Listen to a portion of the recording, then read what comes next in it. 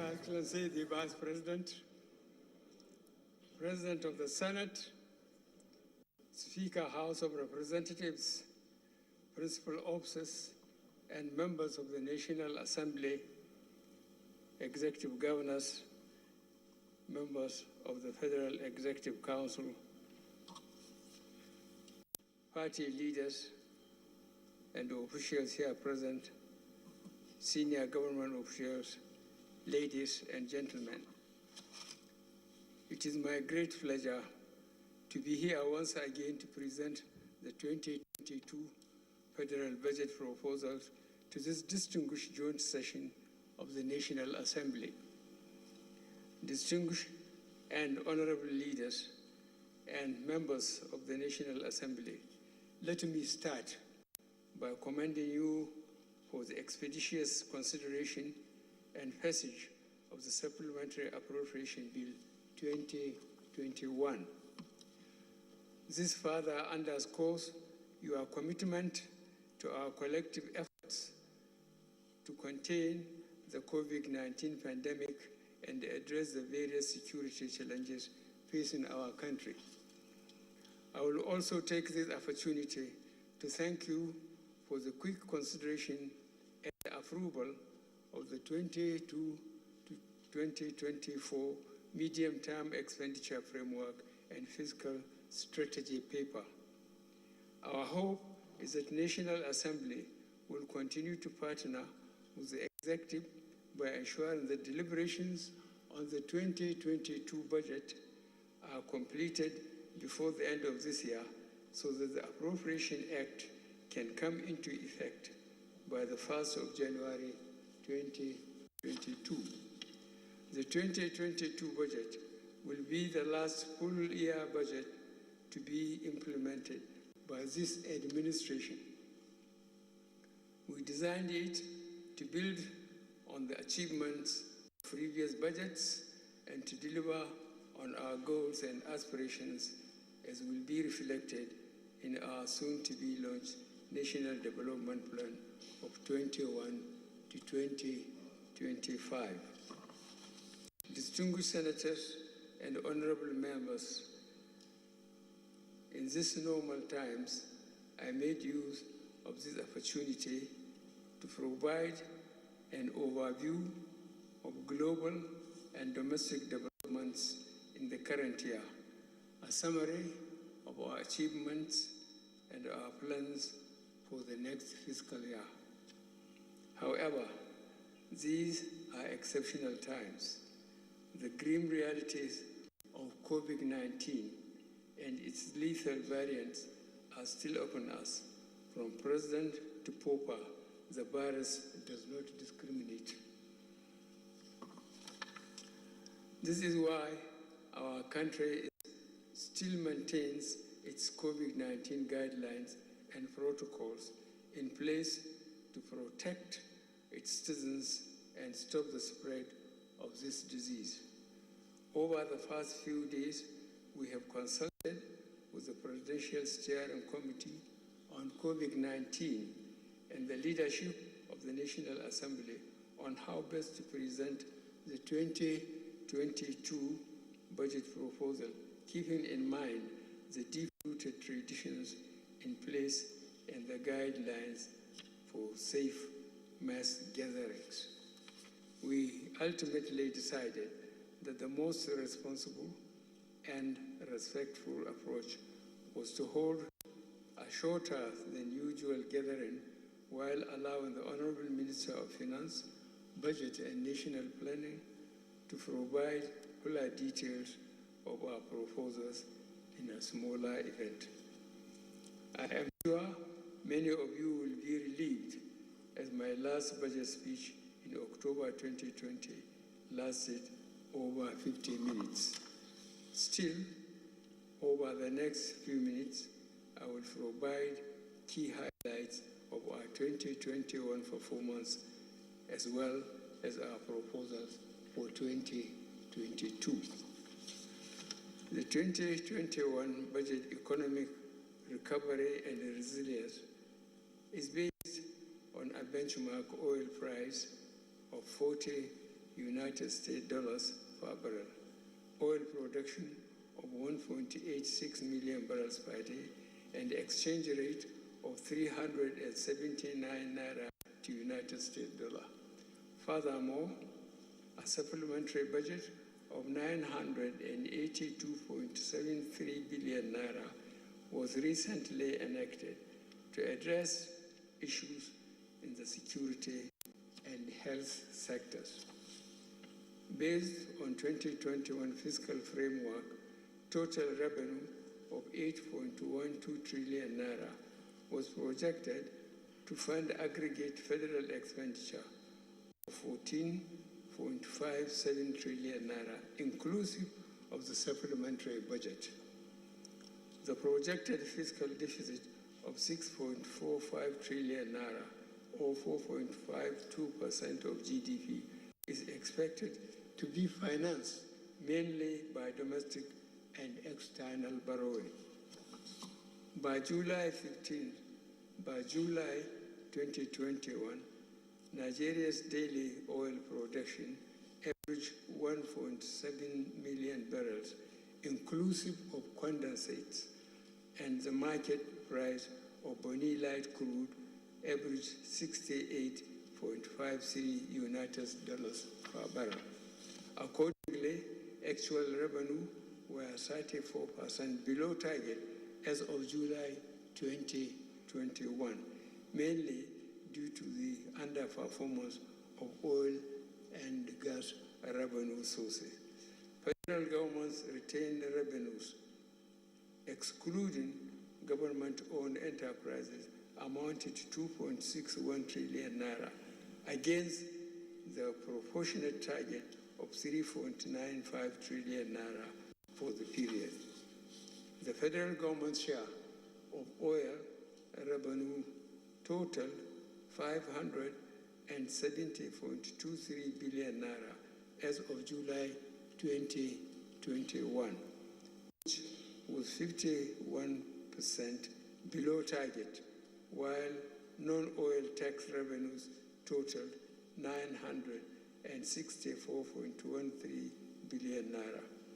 The poor performance of oil revenue relative to the budget was largely due to the shortfall in production, as well as significant cost recovery by NNPC to cover the shortfall between its cost of importing petrol and the pump price.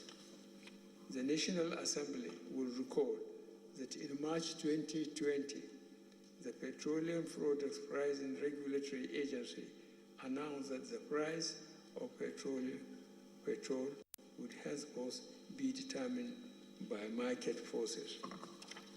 However, as the combination of rising crude oil prices and exchange rate combined to push the price above the hitherto regulated price of 145 naira per litre, opposition against the policy of price deregulation hardened on the part of labor unions in particular. The government had to suspend further upward price adjustments while engaging labor on the subject. This petrol subsidy significantly eroded revenues that should have been available to fund the budget. On the positive note, we surpassed the non-oil taxes target by 7% in aggregate. The sustained improvement in non-oil taxes indicates that some of our revenue reforms are yielding positive results. We expect further improvement in revenue collections later in the year as more cooperative entities file their tax returns and we accelerate the implementation of our revenue reforms. We have stepped up implementation of the strengthened framework for performance management of government-owned enterprises with a view to improve their operational efficiencies, revenue generation, and accountability. The 50% cost to income ratio imposed on the government-owned enterprises in the Finance Act 2020 has contributed significantly to rationalizing wasteful expenditures by several government-owned enterprises and enhance the level of operating surpluses to be transferred to the Consolidated Revenue Fund. I solicit the cooperation of the National Assembly in enforcing the cost-to-income ratio and other prudential guidelines during your consideration of the budget proposals of the government-owned enterprises, which I am also laying before you today. On expenditure side, as at the end of July 2021, a total of 60.79 trillion naira has been spent as against the prorated expenditure of 7.91 trillion naira. Accordingly, a deficit of 4.17 trillion naira was recorded as at the end of July 2021. The deficit was financed through domestic borrowing. Despite our revenue challenges, we have consistently met our debt service commitments. We are also up to date on the payment of staff salaries, statutory transfers, and overhead costs. As at 4th of October 2021, a total of 1.732 trillion naira had been released for capital expenditure. I am pleased to inform you that we expect to fund MDA's capital budget fully by the end of fiscal year 2021. Capital releases thus far have been prioritized in favor of critical ongoing infrastructural projects in the power, roads, rail, agriculture, health, and education sectors. We have made progress in the railway projects connecting different parts of the country. I am glad to report that the Lagos-Ibadan line is now completed and operational. The Abuja-Kaduna line is running efficiently. The Itape-Ajakuta rail line was finally completed and commissioned over 30 years after its initiation.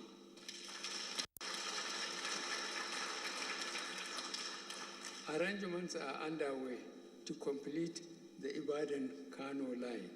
Also, work will soon commence on the Port Harcourt-Maiduguri line and Calabar-Lagos coastal line, which will connect the southern and eastern states to themselves and to the north. Progress is also being made on several power generations, transmission, and distribution projects, as well as off-grid solutions, all aimed towards achieving the national goal of optimizing power supply by 2025. I am again happy to report that we continue to make visible progress in our strategic road construction projects like the Lagos-Ibadan Expressway, Apapa to Oronsoki Expressway, Abuja to Kano Expressway, East-West Road, and the second Niger Bridge. We hope to commission most of these projects before the end of tenure in 2023.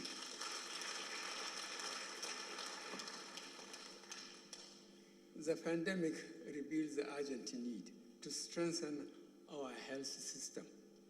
Towards this end, we constructed 52 molecular labs, 520-bed intensive care units, 52 isolation centers, and provision of personal protective equipment across 52 federal medical centers and teaching hospitals. We continue to push our expenditure rationalization initiatives, which we commenced in 2016. For example, on personnel costs, the number of MDAs captured on the integrated payroll and personal information system increased from 459 in 2017 to 711 to date. The recent passage of the Petroleum Industry Act 2021 and consequent incorporation of Nigerian National Petroleum Corporation should also result in rationalization of expenditure as well as increased investments and improved output in the oil and gas industry. Distinguished senators and honorable members, you will agree with me that a lot has been accomplished over the last year, but there is still much to be done. I will now proceed with the review of the 2022 budget proposal.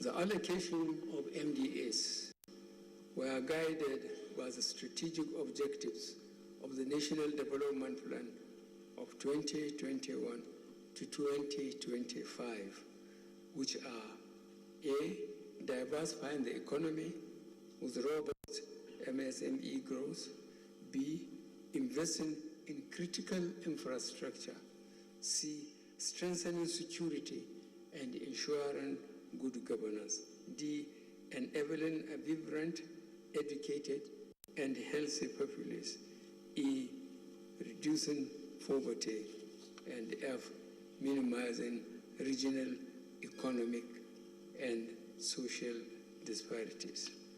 The 2022 appropriation, therefore, is a budget of economic growth and sustainability. Defense and internal security will continue to be our top priority.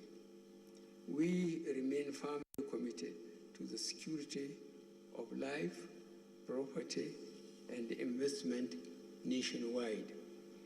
We will continue to ensure that our gallant men and women in the armed forces, police, and paramilitary units are properly equipped, enumerated, and well motivated. The 2022 budget is also the first in our history where MDAs were clearly advised on gender-responsive budgeting.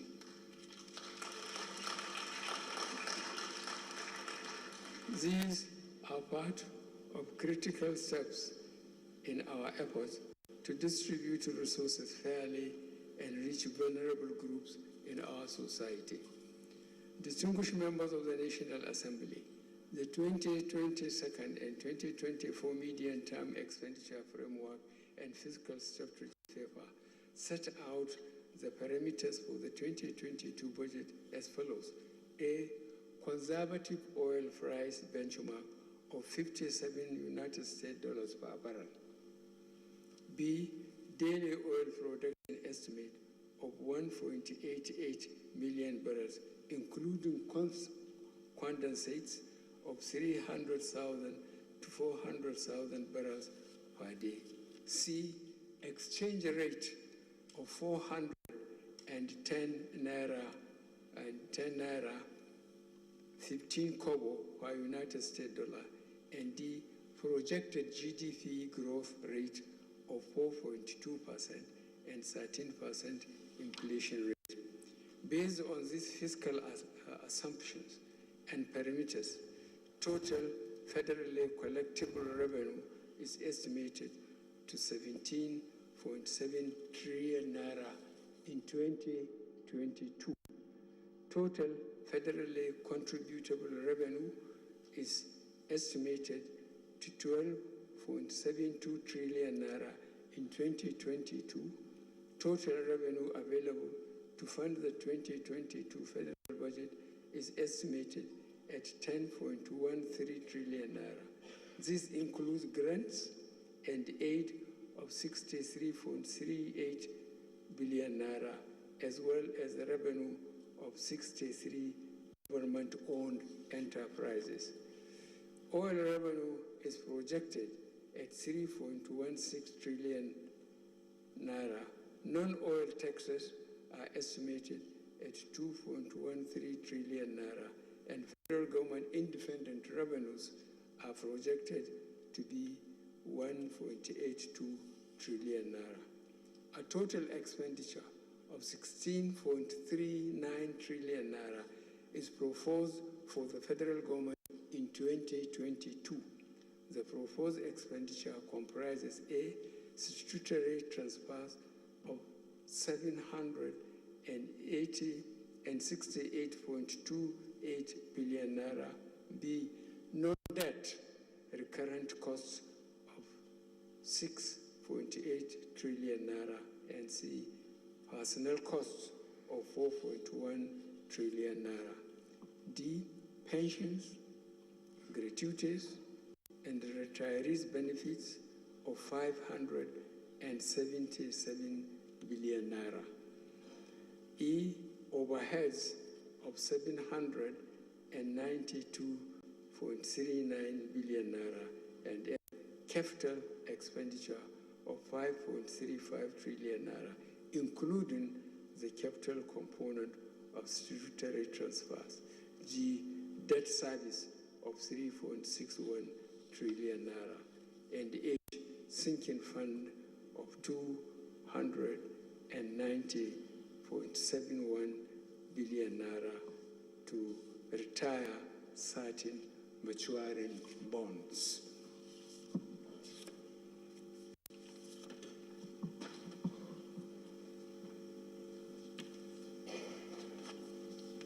We expect the total fiscal operations of the federal government to result in a deficit of 6.26 trillion naira. This represents 3.39% of estimated GDP, slightly above the 3% threshold set by the Fiscal Responsibility Act 2007. Countries around the world have, of necessity, overshoot their fiscal threshold for the promises to survive and thrive. We need to exceed this threshold, considering our collective desire to continue tracking existential security challenges facing our country. We plan to finance the deficit mainly by new borrowings, totaling 5.01 trillion naira, 90.73 billion naira for privatization proceeds, and 1.16 trillion naira drawdowns on loans secured for social development projects. Some have expressed concern over our resort to borrowing to finance our fiscal gaps. They are right to be concerned. However, we believe that the debt level of the federal government is still within sustainable limits. Borrowing at specific strategic projects and can be verified publicly. As we are aware, we have witnessed 2 economic recessions within the period of this administration. In both cases, we had to spend our way out of recession, which necessitated a resort to growing the public debt. It is unlikely that our recovery from each of the 2 recessions would have grown as fast without the sustained government expenditure funded by debt. Our target over the medium term is to grow our revenue to GDP ratio from about 8% currently to 15% by 2025. At that level of revenue, the debt service to revenue ratio will cease to to be worrying. Put simply, we do not have a debt sustainability problem, but a revenue challenge which we are determined to tackle to ensure our debt remain sustainable. Very importantly, we have endeavored to use the loans to finance critical development projects and programs aimed at improving our economic environment and ensuring effective delivery of public services to our people.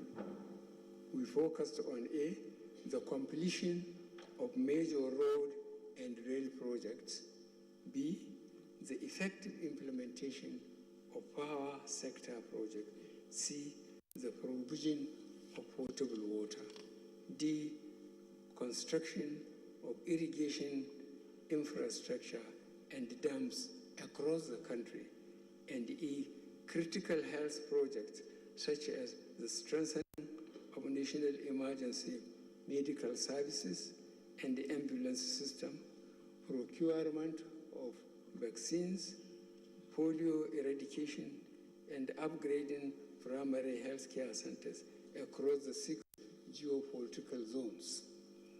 In 2022, government will further strengthen the framework for concessions and public-private partnerships. Capital projects that are good candidates for PPP by their nature will be developed for private sector participation. We will also explore available opportunities in existing ecosystem for green finance, including the implementation of our sovereign green bond program and leveraging debt for climate swap mechanisms.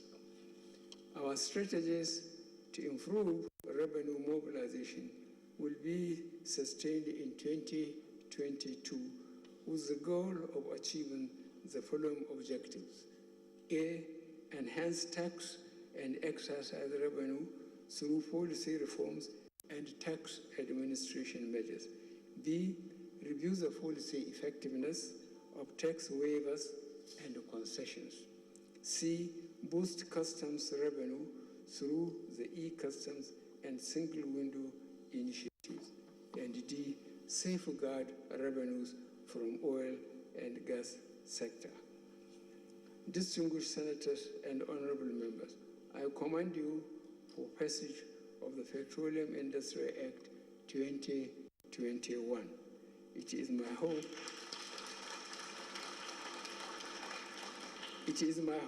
that the implementation of the law will boost confidence in our economy and attract substantial investments in the sector.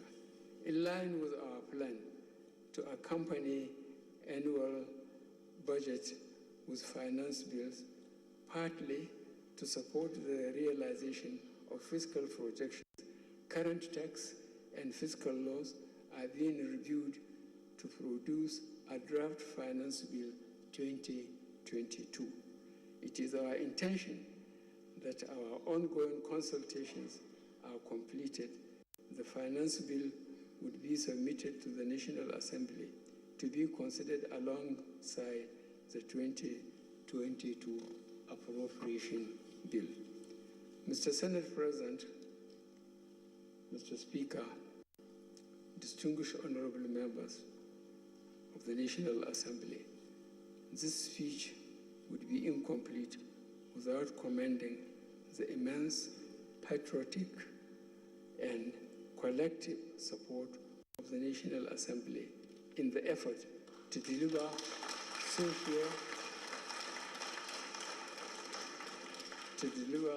socio-economic development and democracy dividends for our people.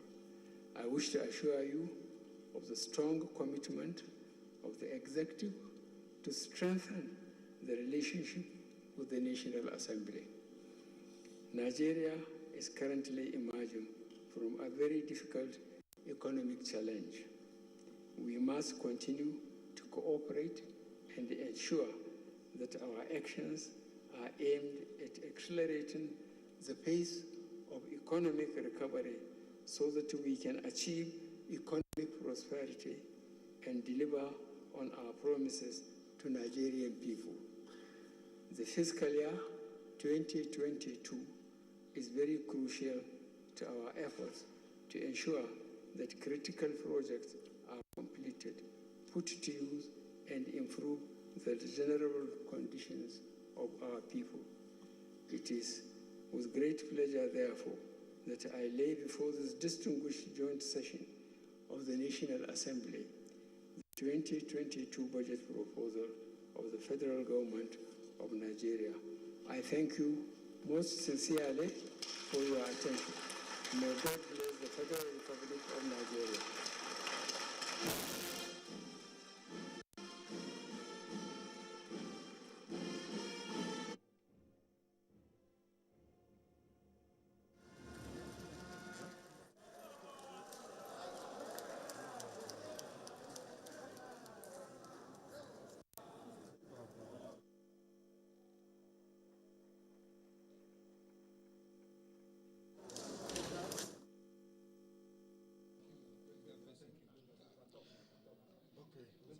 President Muhammadu Buhari has just discharged a very significant constitutional function of the office of the president.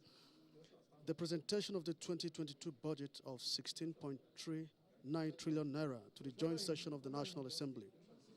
The budget, with the theme economic growth and sustainability, is expected to propose the federal government retained revenue of 10.3 trillion naira with a fiscal deficit of 6.2 trillion naira, which the president said will be financed by new borrowing of 5.01 trillion naira.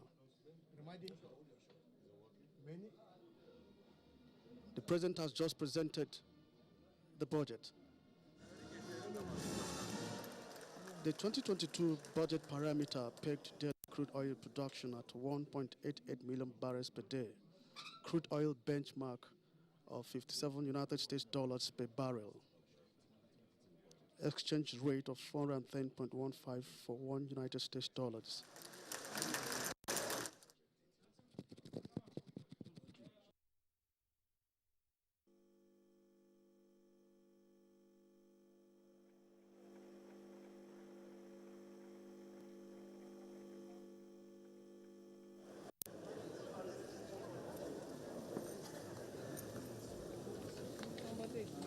No, wait, let me talk. The budget proposes federal government's independent revenue of 1.82 trillion naira, total projected government revenue of 10.1 trillion. He says the debt service of 3.61 trillion and statutory transfer of 768.2 billion.